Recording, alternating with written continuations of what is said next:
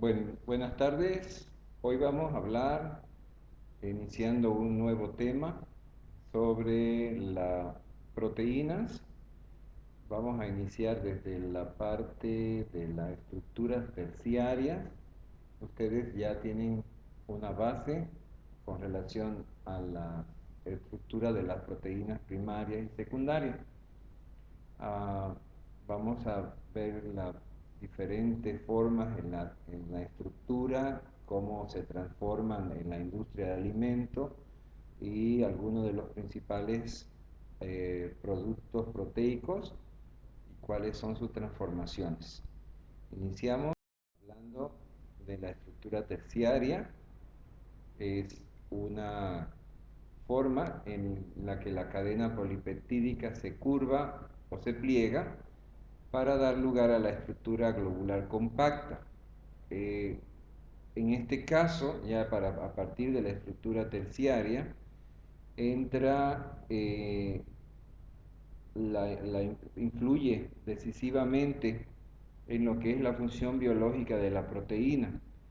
Aquí ya se empiezan a formar la forma espacial de la proteína, de la molécula de proteína, y comienza a tener esa función especial que le vamos a dar a los llamados sitios activos. Ah, de- para determinar y mantener esta estructura, las proteínas se enlazan de diferentes formas en diversos puntos de la cadena. Lo vamos a mencionar más adelante y los más importantes son los que corresponden a los llamados puentes disulfuro que están eh, entre los restos de aminoácidos azufrados de la cisteína. Se van a estar formando, ¿no? Este es uno de los enlaces que va a ser con más fuerza para unir lo que se conoce en la estructura terciaria, inclusive en la cuaternaria. La estructura terciaria la vamos a dividir o clasificar en dos formas, ¿no? Según su conformación, es la forma tridimensional que llegan a adoptar, la vamos a clasificar en dos grupos principales. El primer grupo es llamado el grupo de las fibrosas y estas están formadas por cadenas polipeptídicas que están ordenadas paralelamente a lo largo de un eje y llegan a formar lo que nosotros llamamos fibras o láminas largas. Estas son materiales físicamente resistentes, son insolubles en agua y en disoluciones salinas diluidas.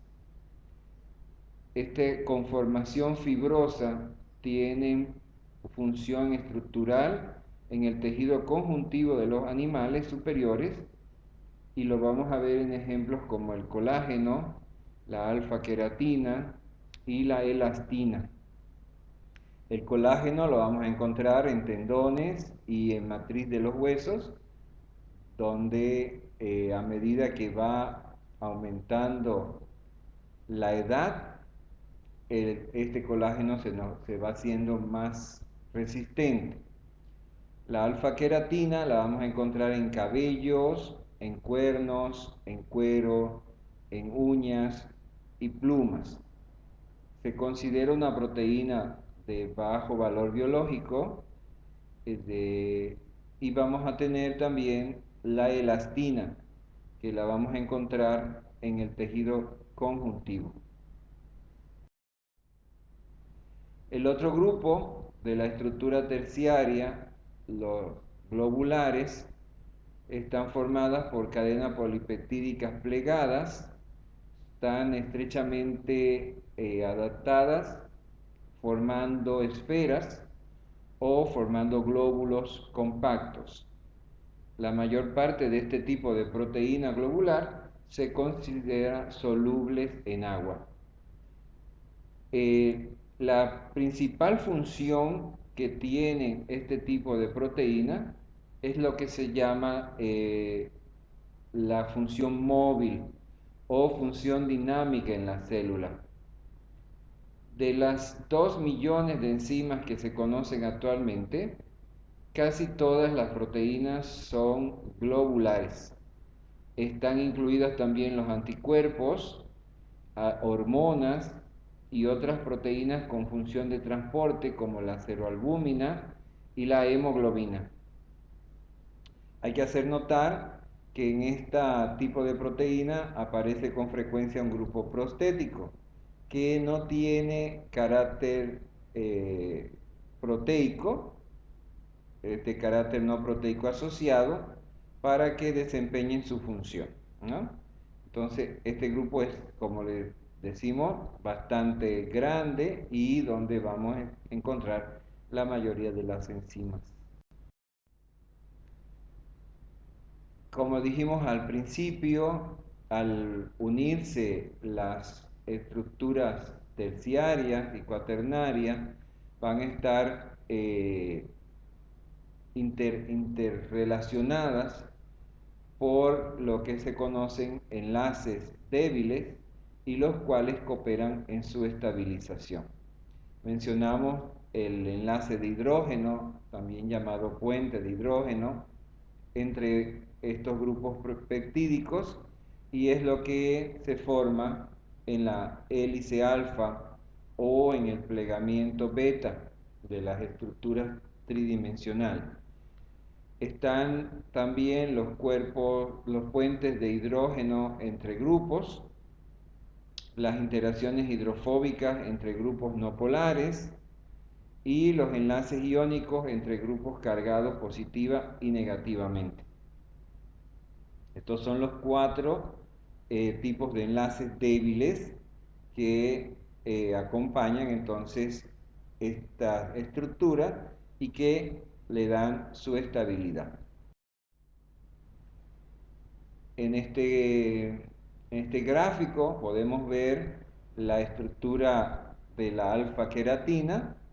Es un anillo, o un ovillo, perdón, alfa helicoidal, y al estar una, tiene 3 cadenas a las que se le conoce como superenrayamiento de anillos alfa helicoidales, que es lo que van a llegar a formar las cuerdas o el pelo, ¿no? Cada una de nuestros cabellos, si nosotros lo pudiéramos ver en un microscopio, viéramos que están formados en esta estructura, ¿no? La estructura terciaria de una proteína globular de una sola cadena se ve en una estructura totalmente enrollada, ¿no? Diferente a la helicoidal, que se ve recta todavía, ¿no? Entonces, la otra figura es de una estructura cuaternaria de proteínas globulares, es oligomérica, que quiere decir que es de diferentes eh, tipos de cadenas, o también llamadas cadenas múltiples.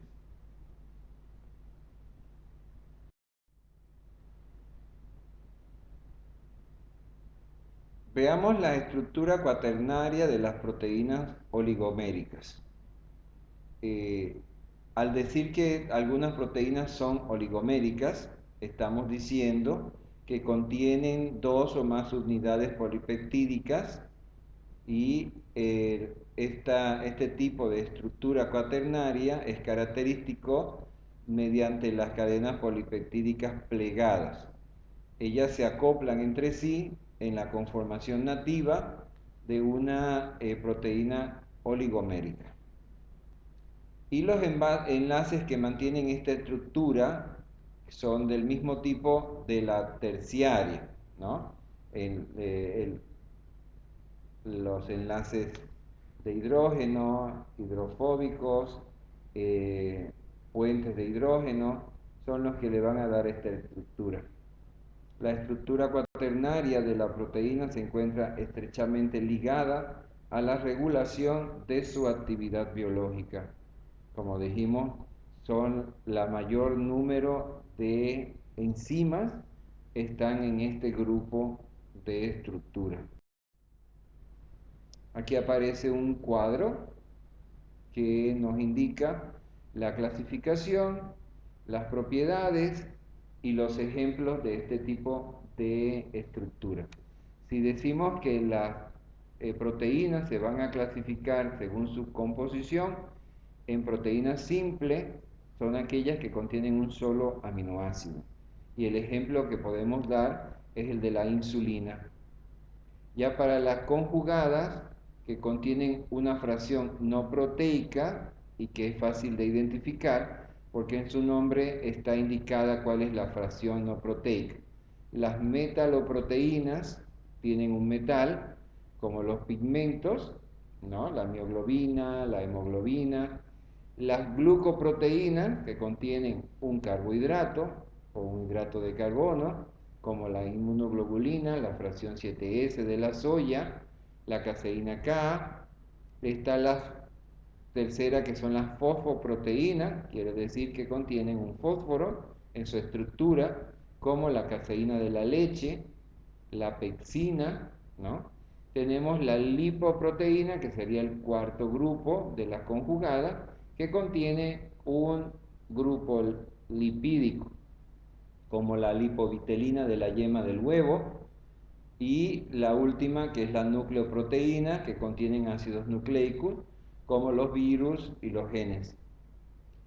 La otra forma de clasificación es la que ya mencionamos anteriormente, la globular y la fibrosa.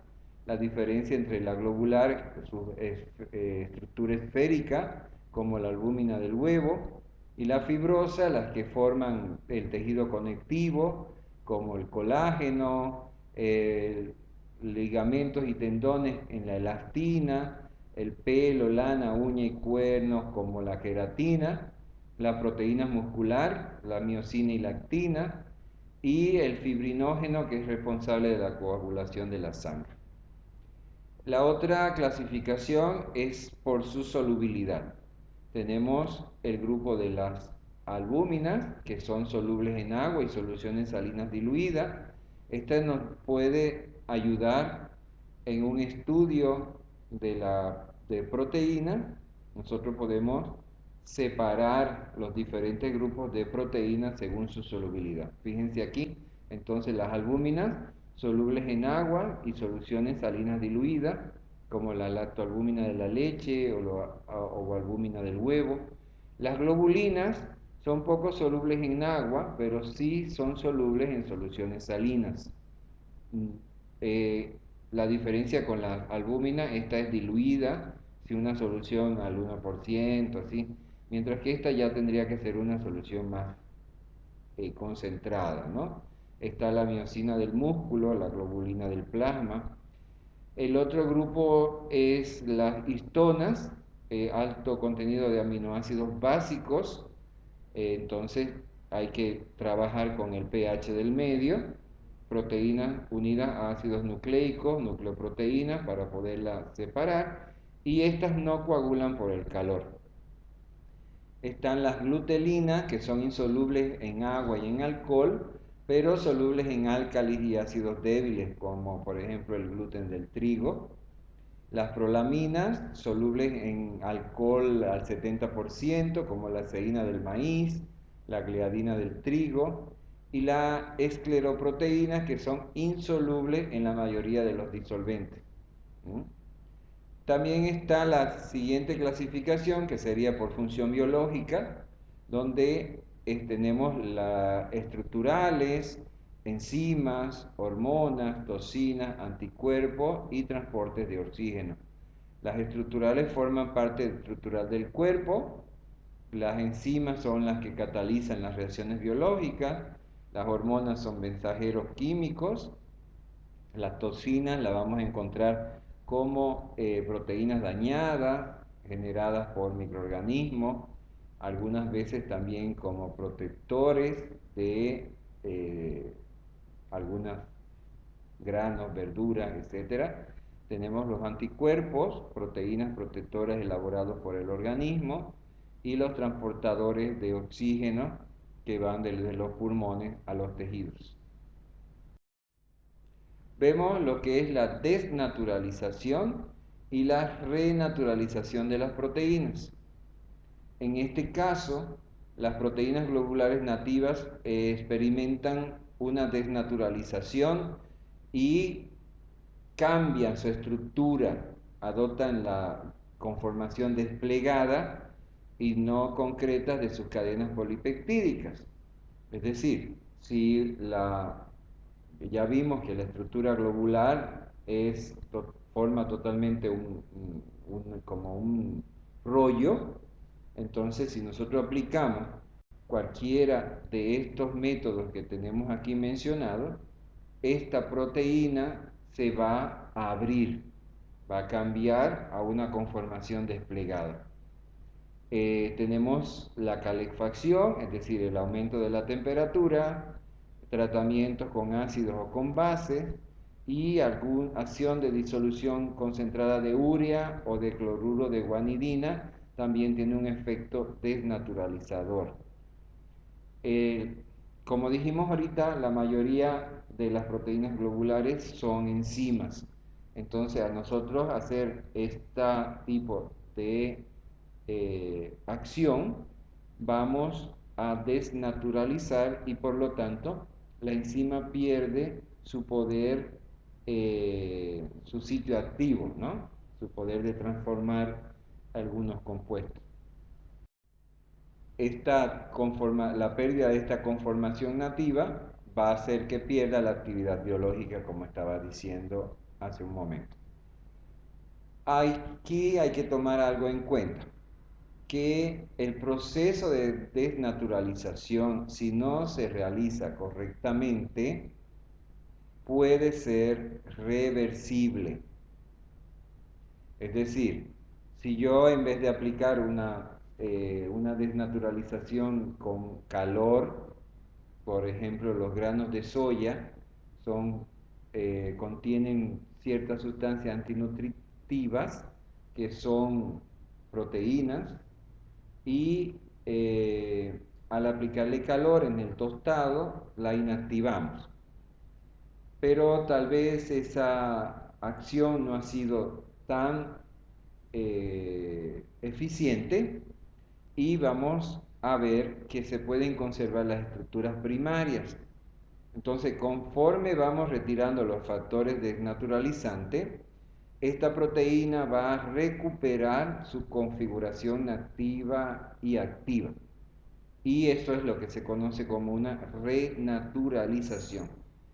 En algunos casos, sí, la desnaturalización es irreversible, como el coagulado de la clara de huevo, por ejemplo, se hace de forma irreversible.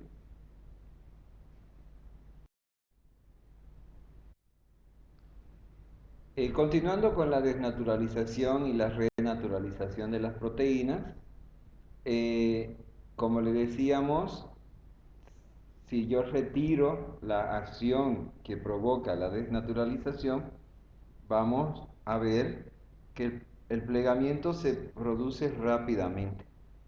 Y no se conoce todavía exactamente el por qué, pero parece que está comprobado que existe un principio de cooperatividad, la cual intensifica las fuerzas de atracción entre dos moléculas por la cooperación de los enlaces débiles.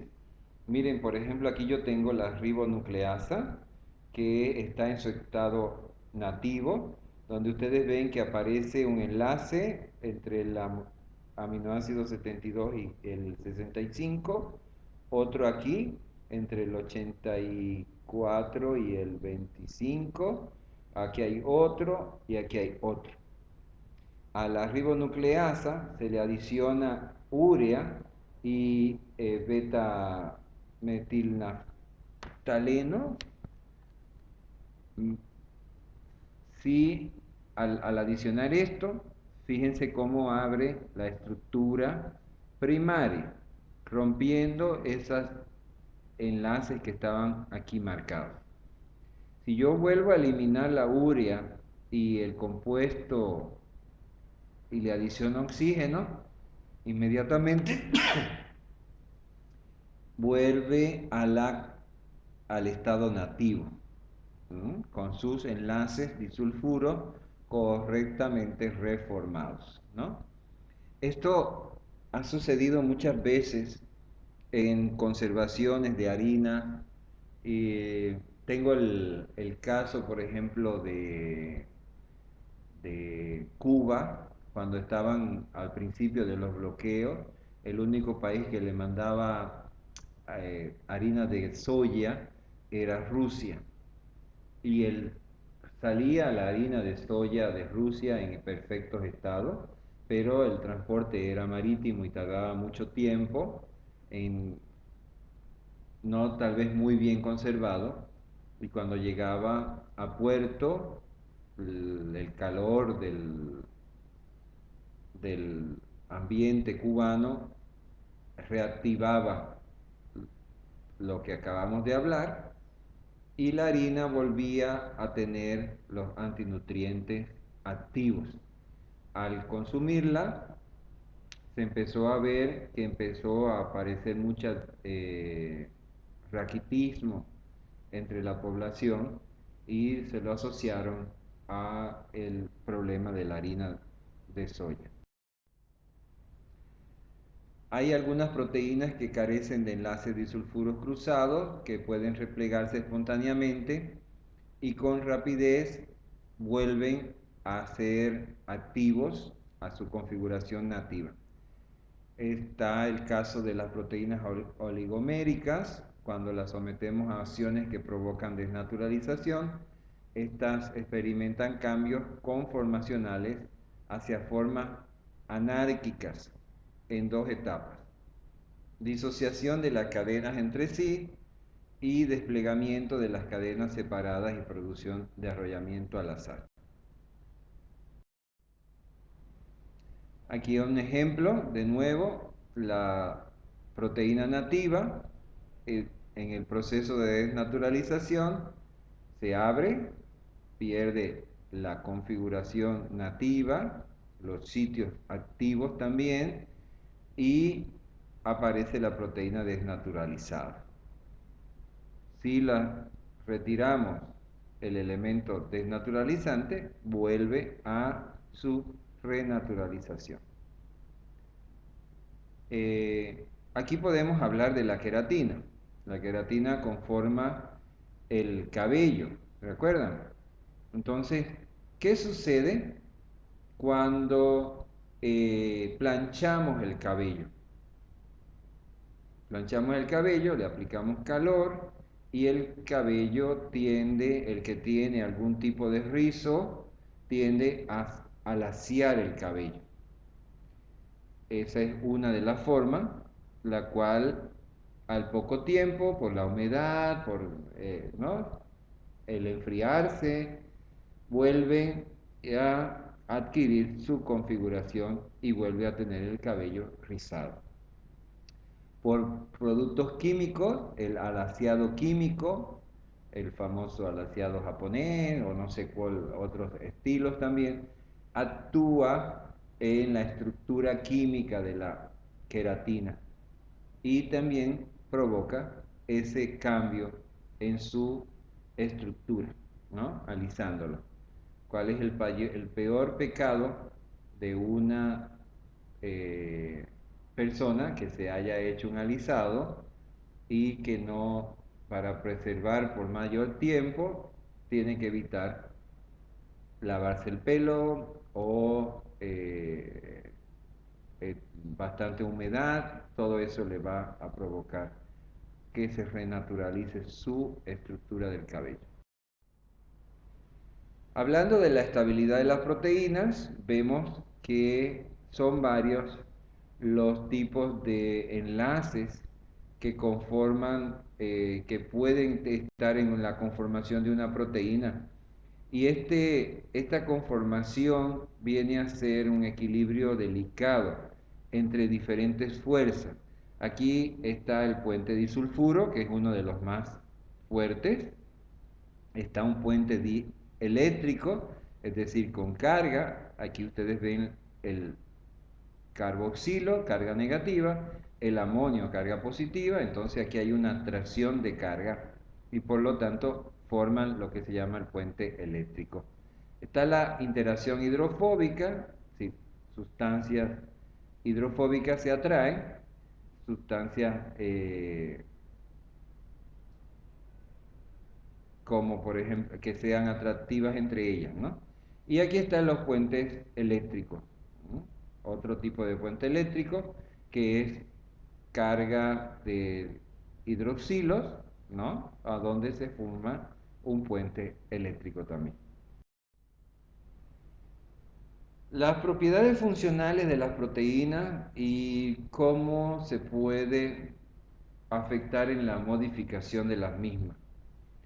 Hablamos hace unas transparencias atrás sobre la solubilidad. Las proteínas pueden ser solubles en agua y puede variar el grado de solubilidad con la interacción que tengan con la forma iónica. También puede ser debido a la presencia de puentes de hidrógeno o interacción dipolos y vemos que el grado de solubilidad va a variar entonces con el pH, con la fuerza iónica, con la temperatura, con la concentración de sal y con la polaridad del solvente. Le hago referencia, vuelvan a ver el cuadro que está más adelante para que puedan clasificarlo los tipos según el cambio de la solubilidad según estas acciones que están aquí, ¿no?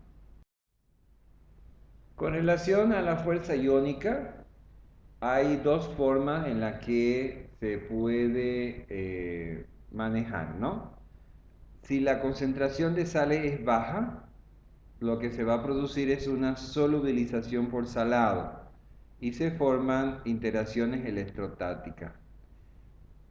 En el caso de que la concentración de sal sea más elevada, esta se va a dar lugar a la precipitación por salado. Al producirse agregados proteicos, hay una competencia por el agua entre las proteínas y la sal. Y por lo tanto hay un desequilibrio y formación de un precipitado. La segunda es la temperatura, ¿no? Esto ya ustedes lo han visto desde química básica. La temperatura influye también en la solubilidad. Si yo hago un calentamiento hasta 50 grados, vamos a ver que la solubilidad se va a ver favorecida, es decir, yo voy a poder extraer algún tipo de proteína. Pero si aumento por encima de 50 grados, vamos a provocar una desnaturalización y la proteína deja de ser soluble. En algunos casos puede llegar a coagular, ¿no? El pH, a pH alto, es decir, por encima de los 8, 9, pH 10, abundan las cargas negativas que hacen que en las cadenas se repelen aumentando la solubilidad en el agua. Lo mismo tiende a pasar a pH bajo.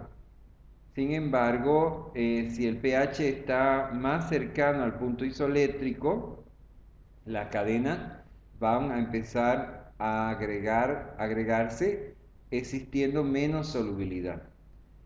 A pH básico la solubilidad será mayor debido a que existen más aminoácidos con carga negativa, es decir, los aminoácidos del grupo ácido, por lo que se repelerán más siendo más solubles en agua, ¿no?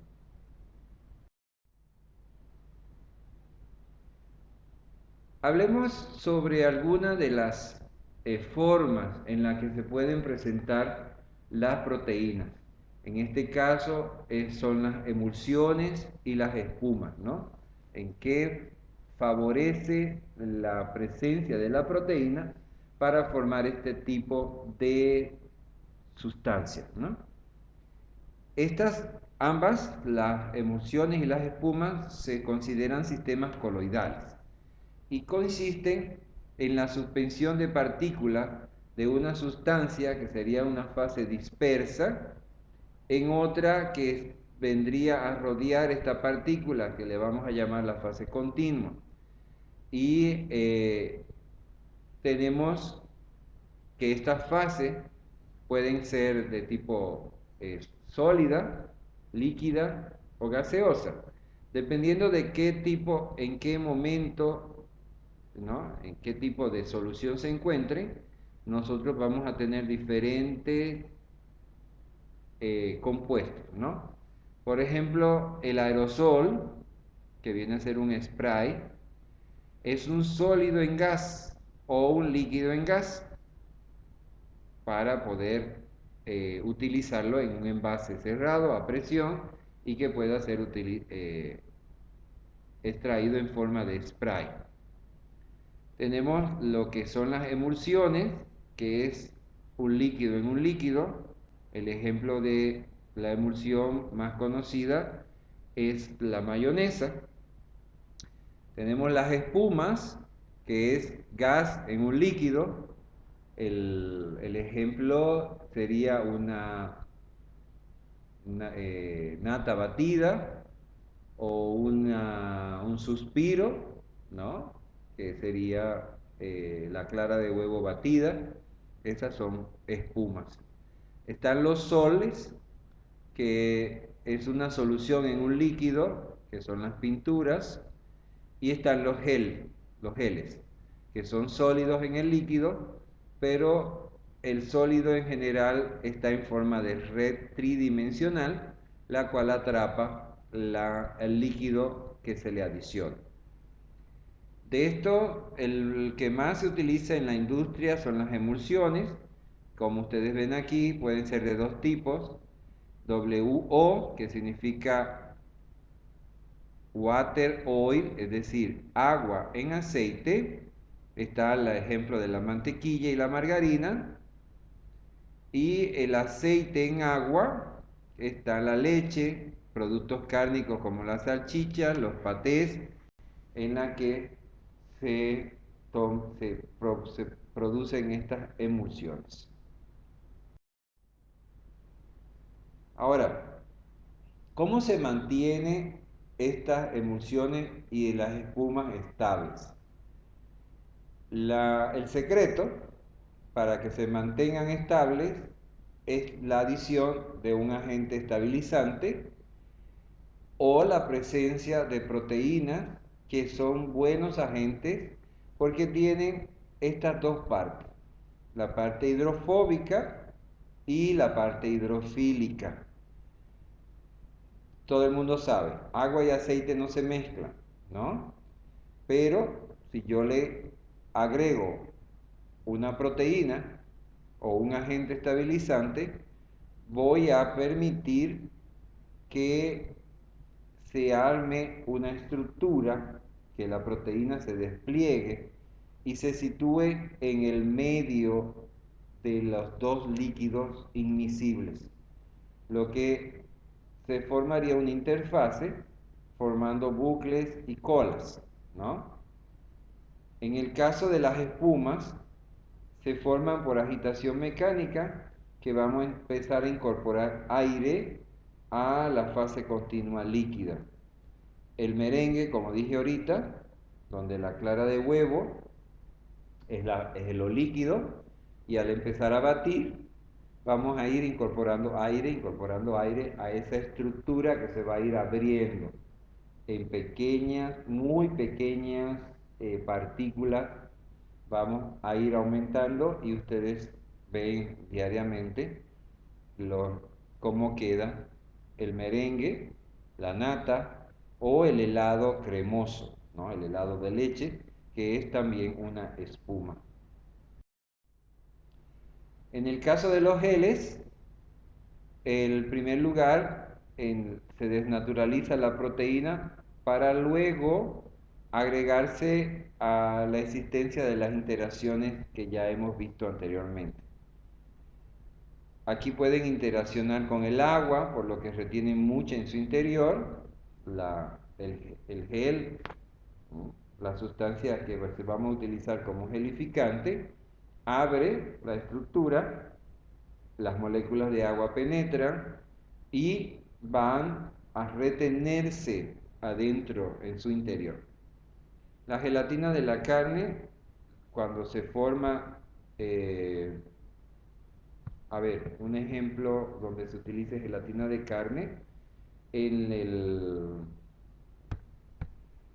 ay, se me fue el nombre, en que es un plato típico de la comida cruceña, donde se cocina con mucha carne que tiene gelatina, se extrae en caliente y cuando se enfría, si ustedes la dejan enfriarse, se va a formar esa gelatina, ¿no? Eso quiere decir que se ha desnaturalizado el colágeno, que al enfriarse se agrega formando gel. Y esta formación del gel va a depender del pH, de la temperatura y de la presencia de la sal. Bueno, un ejemplo es la salteña. A extremos de pH aumentan las interacciones iónicas y a altas temperaturas aumenta la consistencia del gel. Otra técnica, otra técnica que utiliza la industria para transformar proteínas es lo que se conoce como texturización. La texturización de la proteína, vamos a utilizar en este caso proteínas de bajo costo y al transformarla la vamos a obtener nuevos productos que es bastante distinto al inicial mediante este proceso que se llama texturización. Vamos a transformar las proteínas globulares en proteínas fibrosas. Esto se utiliza para elaborar sucedáneos de carne, por ejemplo. En Estados Unidos se utiliza mucho para formar esos que venden como stick de carne, le llaman, que serían como palitos de carne. En realidad es de carne, pero esa carne que no se puede utilizar para los productos de primera calidad se desnaturaliza, ¿no? Se transforma y la cambian la textura y la vuelven a hacer fibra, la unen y forman tipo palitos de carne. Eso se vende mucho en el mercado. Otra que utiliza la industria pesquera, por ejemplo, esos palitos que parecen carnes de cangrejo, que ya vienen también blanco y teñidito de rojo por afuera, hacen la similitud de una carne de cangrejo, pero en realidad es carne de pescado transformada. Aquí se pueden utilizar procesos. El primer proceso es el hilado. Con el hilado se parte de una disolución del 90% de proteínas. Esta la pasamos por una disolución alcalina que va a provocar la desnaturalización de la proteína. Se van a desplegar las cadenas polipeptídicas y esto va a pasar por una placa perforada que hace que las cadenas polipeptídicas se alineen en el flujo y se estiren. Al siguiente paso sería el de la solución con alta concentración de sal para provocar el precipitado, ¿no?, de las proteínas. Y posteriormente, esas fibras que se han formado pasan a un rodillo que la ayudan a estirarse y se van a ir formando los llamados hilos de proteína. Esos hilos más adelante pasan por las sustancias aglomerantes, estabilizan la fibra, le ponen grasa, le ponen aroma, le ponen colorante y termina con un producto parecido a la carne. Esto se utiliza para platos preparados sobre todo, ¿no? La otra técnica es la llamada extrusión.